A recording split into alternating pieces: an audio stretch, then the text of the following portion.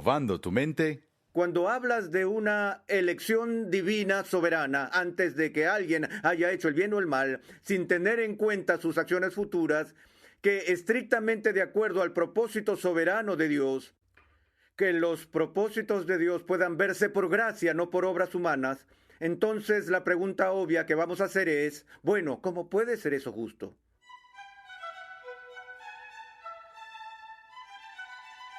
Esta es la objeción más común a la doctrina de la predestinación. No es justo. Pero si estamos derivando nuestra teología directamente de las Escrituras, la doctrina de la elección está incuestionablemente allí. Hoy, el Dr. R.C. Sproul nos ayuda a ver que Dios es justo y misericordioso, pero nunca injusto. Hemos diseñado una guía de estudio que te puede ayudar bastante a lo largo de esta serie. Luego te diremos cómo conseguirla gratuitamente, pero antes, pasemos de nuevo al salón de clases a escuchar al Dr. R.C. Sproul en la voz de Pepe Mendoza.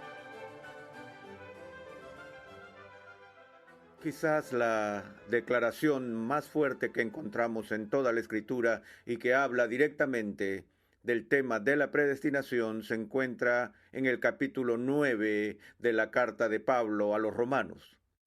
En ese texto en particular, él habla de la elección de Jacob en vez de Esaú.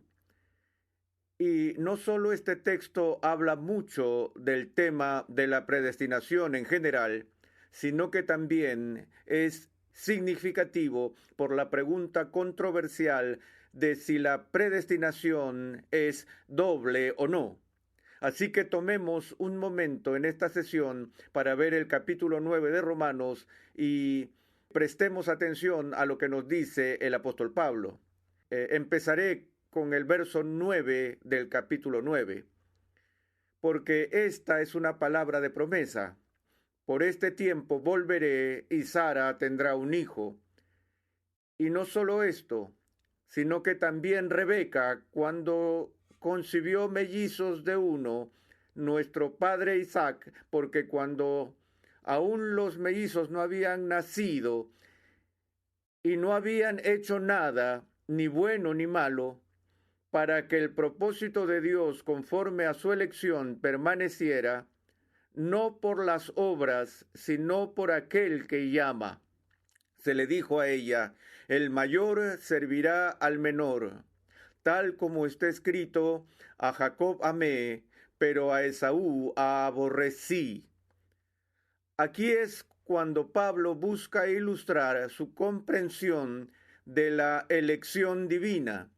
Él usa, con el fin de ilustrarla, un ejemplo de dos hombres. Y creo que es significativo que los dos personajes que elige son hermanos, y no solo son hermanos, sino que son mellizos, es decir, tienen la misma familia, el mismo trasfondo, la misma ubicación geográfica, todo lo que podría ser lo mismo es lo mismo. De hecho, son compañeros de útero. Gracias. Me pongo un poco incisivo después de estudiar la predestinación todo este tiempo. Y en su reflexión acerca de estos dos hombres, él enfatiza que uno es preferido por encima del otro aún antes de que nazcan. Ahora, esa afirmación antes de que nacieran plantea la interrogante sobre el conocimiento previo de Dios. El punto de vista más popular de la predestinación, que rechaza la postura agustiniana, es la que llamamos el preconocimiento de la elección, cuya tesis básica es esta.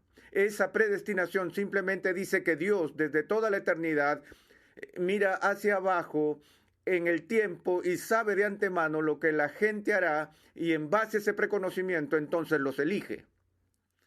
Ahora, notamos que el capítulo 9 de Romanos habla claramente de este aspecto.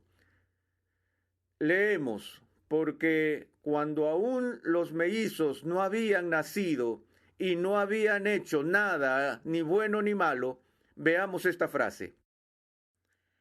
Pablo no está diciendo que Dios no sabía lo que ellos iban a hacer o que Dios sí sabía lo que ellos iban a hacer. Él simplemente declara que los mellizos aún no habían nacido, ni habían hecho nada.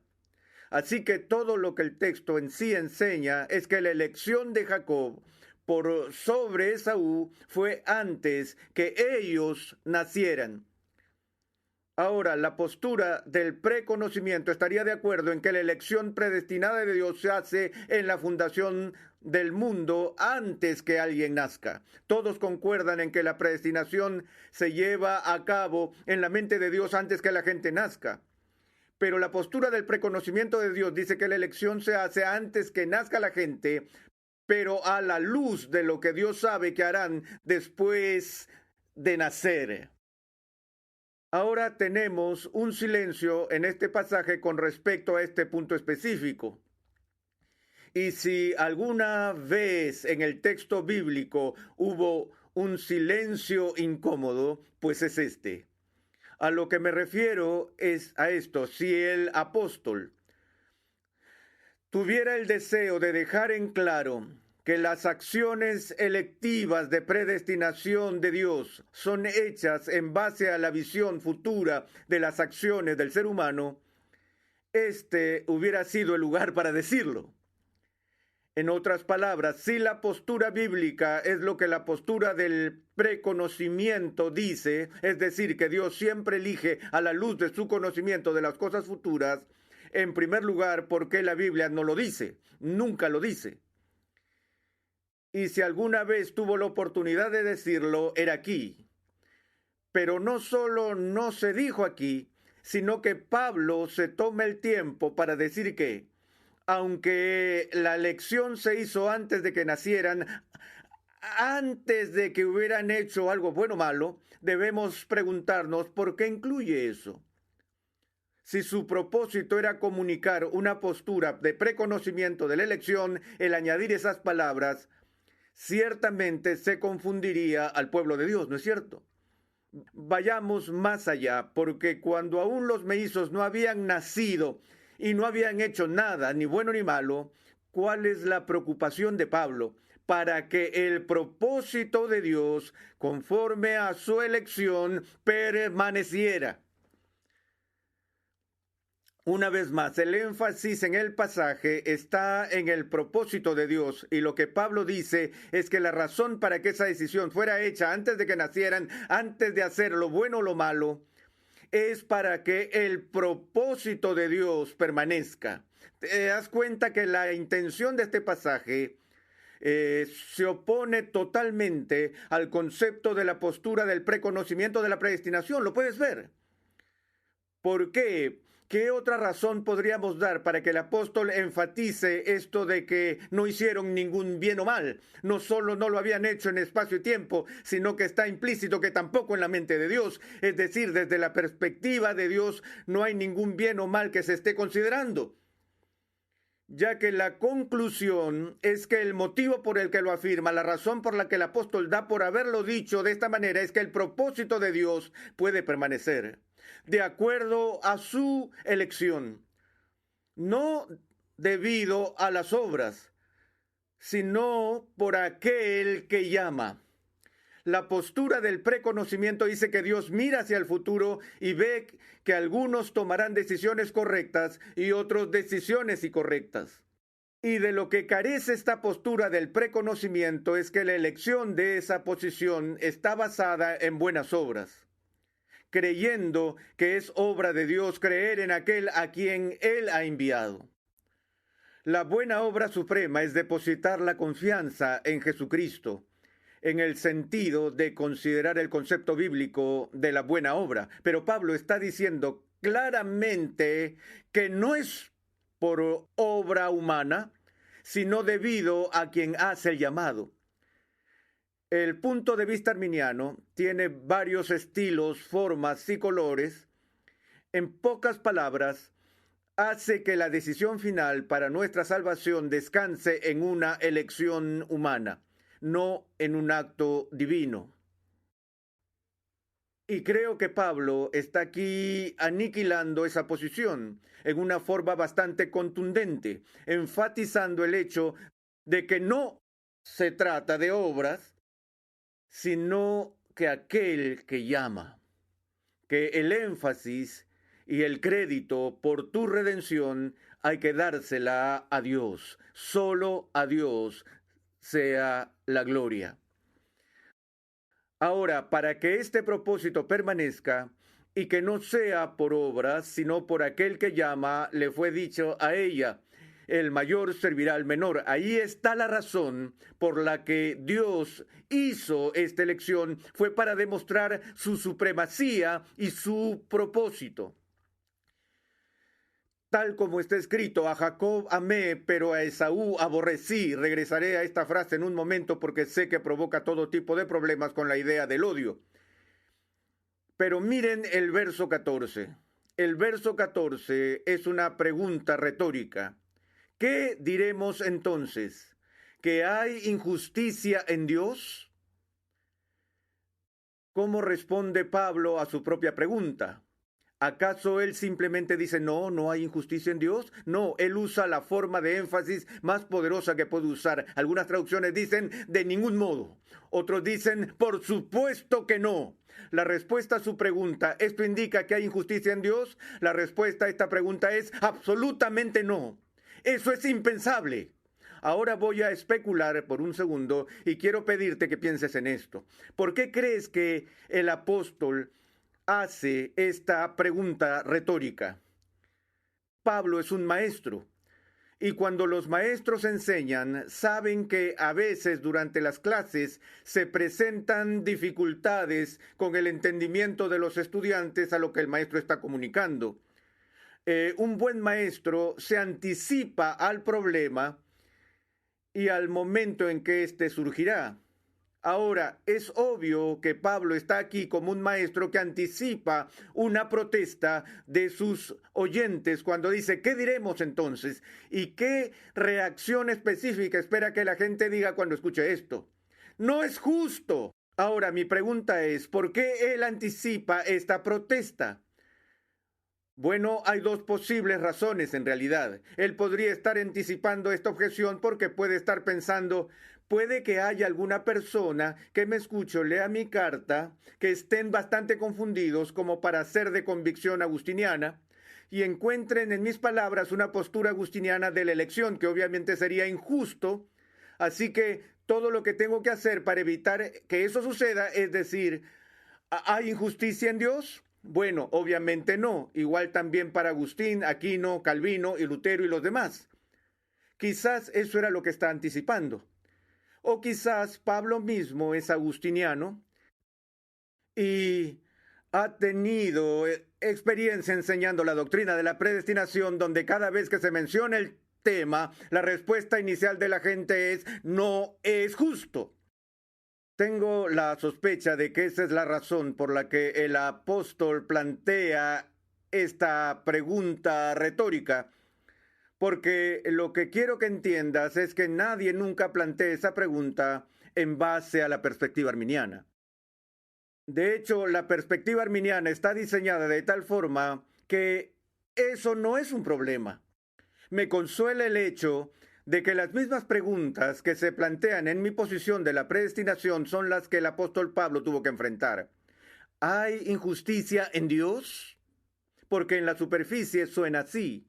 Cuando hablas de una elección divina soberana antes de que alguien haya hecho el bien o el mal, sin tener en cuenta sus acciones futuras, que estrictamente de acuerdo al propósito soberano de Dios, que los propósitos de Dios puedan verse por gracia, no por obras humanas, entonces la pregunta obvia que vamos a hacer es, bueno, ¿cómo puede ser eso justo? Pablo dice, ¿hay injusticia en Dios? Y él responde a su propia pregunta con un enfático no, de ningún modo, porque él le dice a Moisés, tendré misericordia del que yo tenga misericordia. y tendré compasión del que yo tenga compasión. Una vez más, si puedo especular, si fuera el apóstol y estuviera enseñando una postura de preconocimiento de la elección y tuviera que lidiar con estas objeciones, ¿en qué me apoyaría? Si fuera a acabar de una vez por todas con toda acusación de que Dios es injusto, yo diría, bueno, espera un minuto, Dios no es injusto porque aunque su decisión sea hecha antes que alguien haya hecho bien o mal, lo hace teniendo en cuenta sus decisiones futuras. Entonces lo que tú siembras cosechas. Listo, fin de la discusión para siempre, pero Él no hace eso. Por el contrario, Él recurre ¿a qué? A la prerrogativa divina de ejercer misericordia del que Él tenga misericordia. El punto central de este pasaje es que algunas personas reciben una medida de misericordia y otras no. De nuevo, nadie recibe injusticia de parte de Dios. Esaú no fue elegido como un objeto de misericordia divina. Pero eso no es una injusticia contra Esaú, porque Esaú, incluso antes de nacer, es conocido por Dios como un ser caído, porque cuando Dios elige, siempre lo hace a la luz de la caída. Dios solo elige a pecadores caídos para la salvación.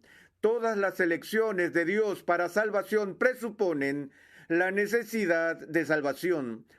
De lo contrario, nunca existiría la elección.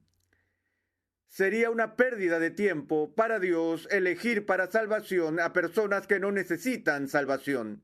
Por lo que todo el proceso de elección es considerando la caída y una raza humana perdida. Y Dios considera al mundo entero. Él sabe que todo el mundo ha caído y Él sabe que si Él solo hiciera justicia, ¿qué es lo que pasaría? Si Dios solo hiciera justicia a una raza caída, todos entonces perecerían.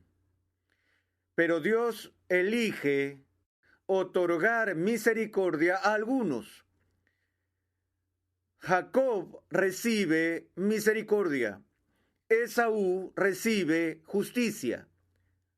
¿Hay algo de malo en eso? Bueno, decimos que no es justo. Lo que queremos decir con eso es que no es equitativo. Y lo que intriga a nuestra mente es este problema. Bueno, si Dios va a tener gracia, si tenemos dos hombres que son juzgados culpables y están bajo sentencia de muerte, y Dios es misericordioso con uno, ¿no debería hacerlo también con el otro? Es decir, ¿es justo que el presidente otorgue el indulto presidencial a un prisionero y al resto no? Bueno, en efecto, no es igualitario. Pero de nuevo, esta persona recibe gracia, esta otra recibe justicia. Él no tiene nada que le dé derecho a quejarse. No hay nada injusto en su condena. Dios nos recuerda una y otra vez que es su derecho otorgar misericordia a quien quiera dar misericordia.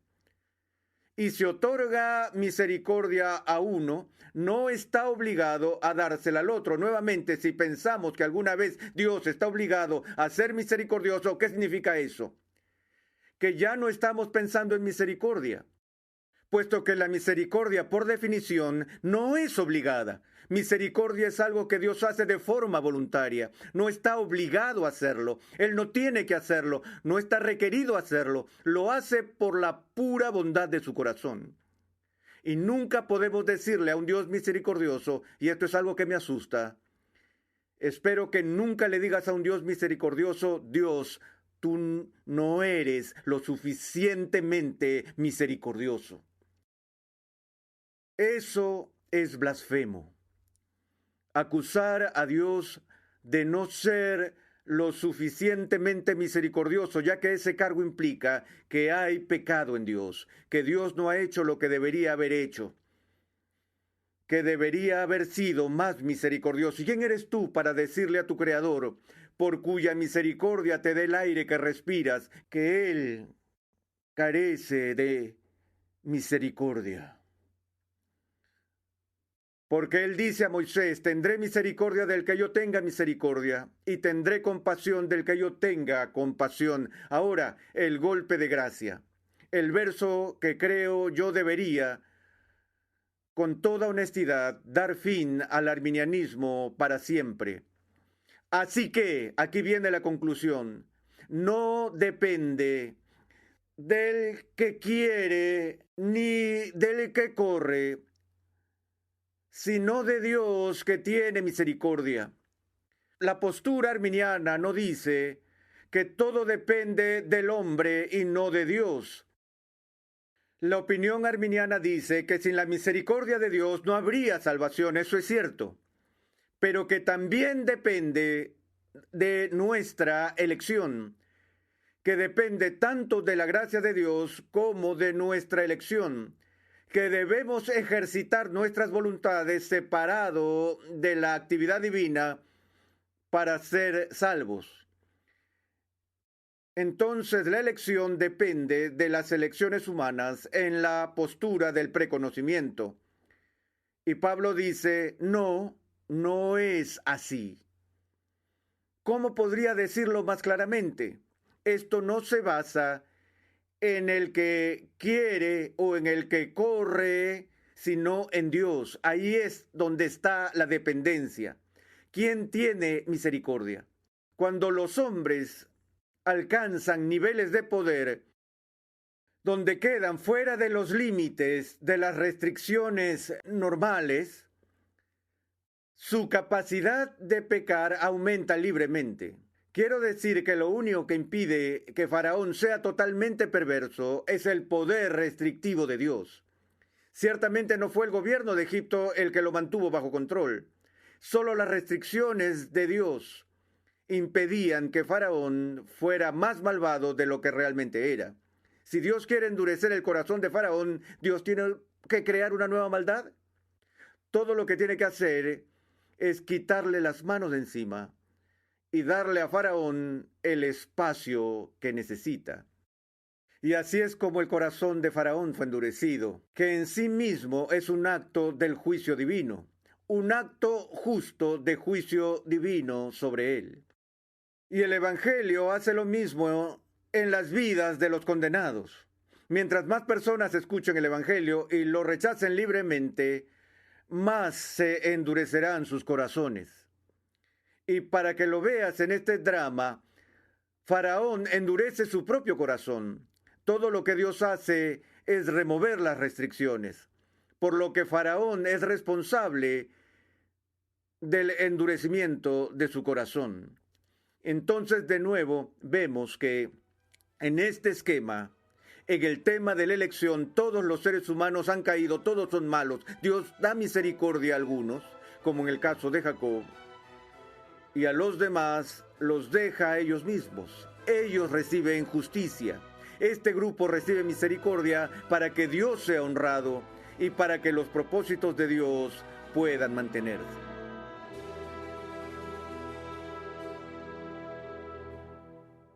Estás sintonizando Renovando tu Mente con el Dr. R.C. Sproul. Esta lección responde a la pregunta, ¿crea Dios la incredulidad? Cuando la gente reconoce correctamente que solo Dios es responsable de la salvación del hombre, algunos asumen erróneamente que Él también es responsable del pecado y de que todos los demás se pierdan. Ya sea intencional o no, esta manera de pensar convierte a Dios en el autor del pecado. Hoy hemos visto claramente que Dios no es el autor del pecado, que Dios no es injusto y que Dios no crea incredulidad. Recuerda que te puedes suscribir a nuestro canal oficial en YouTube, Ligonier Español, y así disfrutar de todo el material de enseñanza que allí tenemos a tu disposición, completamente gratis y en español. Además, síguenos en las redes sociales y comparte nuestras publicaciones con tus amigos y familiares. Ya que Dios ha predestinado a todos los que serán salvos, ¿por qué debemos evangelizar? Sintoniza el siguiente capítulo de esta serie donde R.C. Sproul ofrece una respuesta convincente a esta pregunta. Renovando tu mente es una producción de los Ministerios Ligonier, la confraternidad de enseñanza del Dr. R.C. Sproul. Nuestra misión, pasión y propósito es ayudar a las personas a crecer en su conocimiento de Dios y su santidad. Dios llama a su pueblo a ser transformado por la renovación de su mente. Es por esta razón que transmitimos una enseñanza que expone las glorias de Dios reveladas en la Biblia en el contexto de la cultura, la filosofía, la apologética, la ética y la historia de la Iglesia. Para contactarnos, por favor envíanos un correo electrónico a programa@renovandotumente.org con tus preguntas, testimonios y comentarios. También te invitamos a visitar nuestra página web renovandotumente.org, donde podrás descargar gratuitamente la guía de estudio de la serie de hoy y además encontrarás una amplia variedad de recursos tales como clases, artículos y contenido multimedia con la finalidad de cumplir con nuestra misión de proclamar, enseñar y defender la santidad de Dios en toda su plenitud a tantas personas como sea posible. Te invitamos a sintonizarnos nuevamente en esta misma emisora y en este mismo horario y a unirte a nuestra comunidad virtual en las redes sociales.